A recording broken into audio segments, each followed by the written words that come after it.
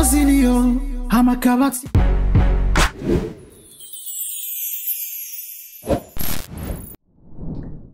m'appelle Haytham Ben Ali, je suis artiste, danseur et chorégraphe professionnel. Je viens de Numaza Bambao et de Ntsoulgeni, fondateur du groupe Afro Komoko.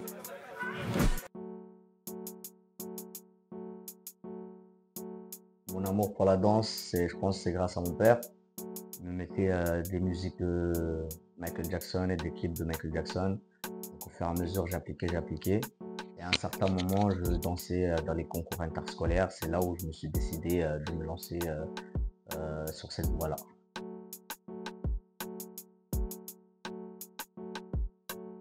Alors, ce qui m'a inspiré à créer le groupe Afro Komoko, c'est j'avais vu une vidéo d'Afro-Dance d'un célèbre chorégraphe qui s'appelle Meka Uku. Donc, quand j'ai vu, je me suis dit, ah ouais, cette danse-là n'est pas encore arrivée aux Comores, n'est pas encore appliquée aux Comores, donc pourquoi pas être l'initiateur de cette danse-là.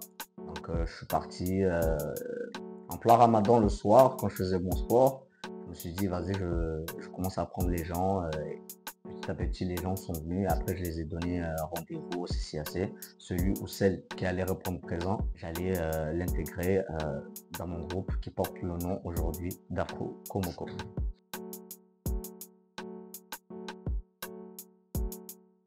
Ce moment-là a représenté une très grande fierté parce qu'un jeune qui vit dans un quartier défavorisé nommé Madjadou est arrivé à ce stade-là de chorégraphier effectivement les investitures ou l'investiture du président de l'Union des Comores. C'était vraiment une joie et une fierté. J'ai même pas les mots pour pouvoir m'argumenter sur ce sujet.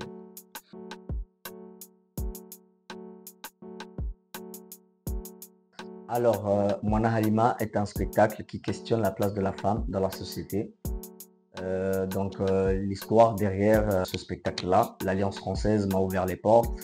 Et aussi, il y a une femme administrative aussi qui porte le nom de Tatiana. C'est elle qui m'a écouté, donc elle a fait mon dossier, elle m'a accompagné pour que l'Alliance m'ouvre ses portes pour pouvoir présenter ce spectacle-là qui a été interprété par des danseurs du groupe Afro Komoko.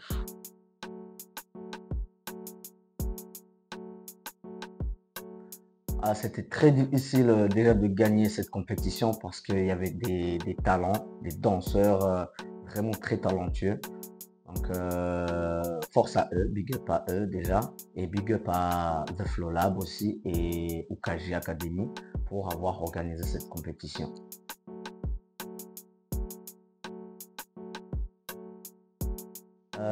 Ce que j'ai retenu de cette expérience à l'international, personnellement, les Seychelles c'est très très beau.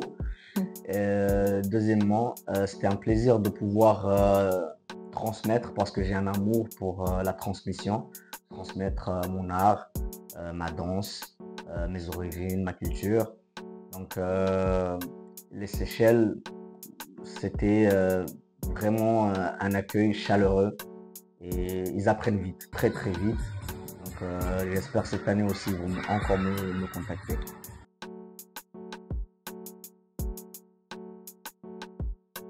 Alors le spectacle Nous est une création qui met en valeur, qui parle de deux groupes, deux compagnies différents dans d'autres pays différents. L'un, on a Afro Komoko, c'est l'histoire d'Afro Komoko, et l'autre, l'histoire de la compagnie Jeep Fire Dance, dirigée par Wafa Mohamed Ahmed Farah.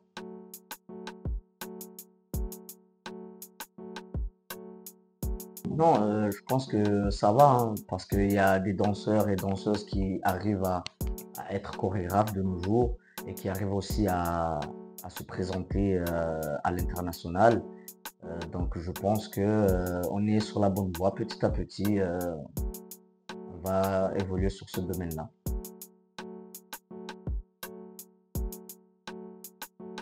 Il faut être très créatif, très créatif et très persévérant.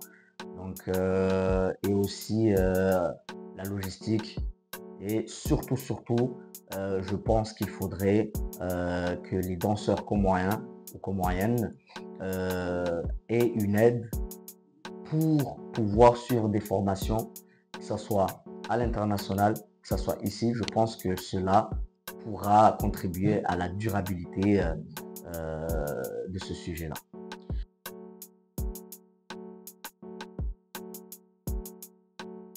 Alors, pour répondre à ta question, d'abord, il y a une petite parenthèse. Premièrement, j'ai plusieurs casquettes, à part danseur, interprète et chorégraphe. Je suis animateur, MC et metteur en scène. Mais le côté animateur, ce qui est bien, c'est que tu as non seulement l'animateur, en même temps le danseur. Donc, je prépare pas mes prestations. J'y vais, je demande au DJ, je programme une playlist et je donne au DJ, je lui demande de mettre tel son à tel moment, à tel moment. Et effectivement, la danse me permet de pouvoir beaucoup plus me connecter au public.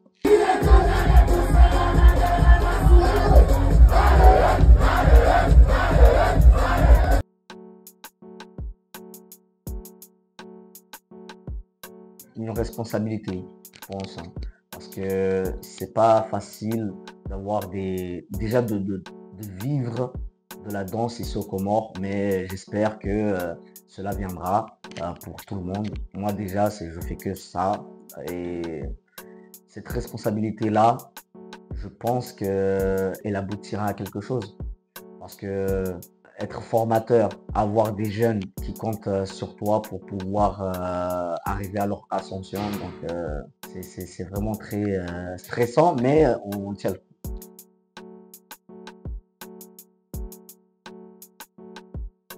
Oui, mais quand vous dites tourment, je pense que pour moi, hein, c'est dans le bon sens. C'était avec mon premier chorégraphe, il s'appelle Fardin Chris. C'était un tourment positif parce que ça m'a rendu beaucoup plus solide dans le domaine.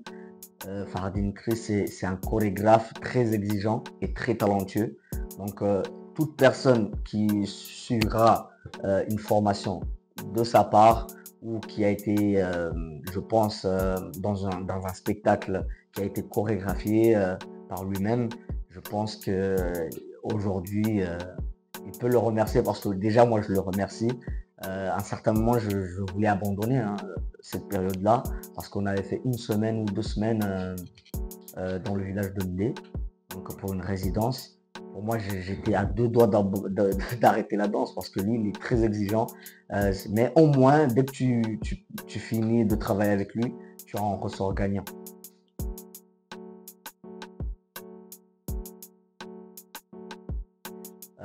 Il y en a plein qui m'animent. Je peux en citer. J'aimerais, l'un de mes projets aussi, j'aimerais que la danse soit introduite dans l'éducation nationale. Ce qui veut dire, de nos jours, j'aimerais bien que, par exemple, une personne, un élève va faire son bac, mais au moins, au lieu de faire dessin, cette personne-là aura le choix de pouvoir choisir entre dessin ou danse. Donc, ce qui veut dire, si on arrive à ce stade-là, Inch'Allah, je l'espère, là, on pourra créer de l'emploi pour les jeunes danseurs, pour les jeunes danseuses comoriennes. Donc, j'ai plusieurs projets aussi qui m'animent, mais je pense que ça va être lent. Donc, je pense que je vais m'arrêter là sur ce sujet.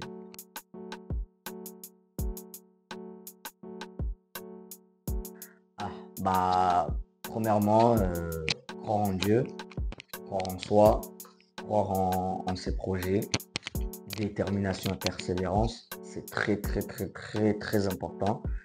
Donc, il ne faut pas écouter les gens qui disent non, c'est pas, tu peux pas, là tu es trop pressé, ah là ça va pas le faire. Ils te disent ça parce que eux-mêmes ils pourront pas le faire. Donc, n'écoutez jamais, alors là jamais, les bruits de couloir. Concentrez-vous, restez focus sur vos projets et faites tous les moyens possibles pour les réaliser. Merci.